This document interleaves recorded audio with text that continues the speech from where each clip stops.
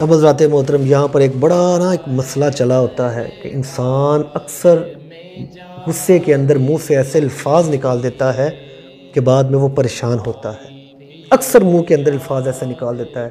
ہمیشہ انسان غصے میں نہ آ کر غلط کام کر جاتا ہے، غلط باتیں کر جاتا ہے، تو وہ غصے میں ایسی باتیں کر جاتا ہے کہ بعد میں وہ پچھتاتا رہتا ہے۔ میرے نبی کریم کی حدیث مبارکہ ہے، حضور فرماتے ہیں کہ جب میں معراج پر تھا نا، تو میں نے کیا دیکھا کہ ایک پتھر تھا، پتھر سے چھوٹا سا سوراخ تھا، اس سوراخ سے ایک بیل باہر آ گیا۔ جب بیل باہر آیا چھوٹے سے سوراخ سے، اب وہ بیل جو ہے وہ دوبارہ اس سوراخ کے اندر جانے کی کوشش کرتا ہے، لیکن وہ بیل اندر جا نہیں سکتا۔ سوراخ تو چھوٹا ہے، نکل تو وہ آیا، لیکن وہ سوراخ چھوٹا ہے، اب دوبارہ بیل اندر جانے کی کوشش کر رہا ہے، وہ نہیں جایا جاتا۔ تو میں نے جبرائیل سے پوچھا، جبریل یہ کیا معاملہ ہے؟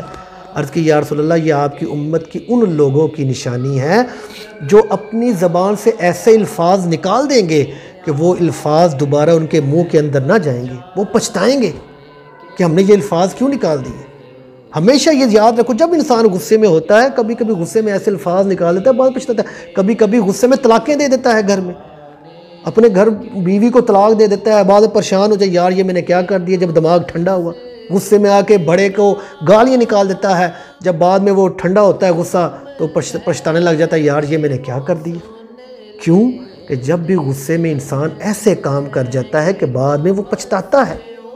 اس لیے غصہ جو ہے انسان پر حرام ہے۔ جب بھی بولو سوچ کر بولو، یہ نہ ہو کہ انسان کے منہ سے ایسا لفظ نکل جائے کہ بعد میں وہ پچھتاتا رہے، کاش یہ میں نہ نکال۔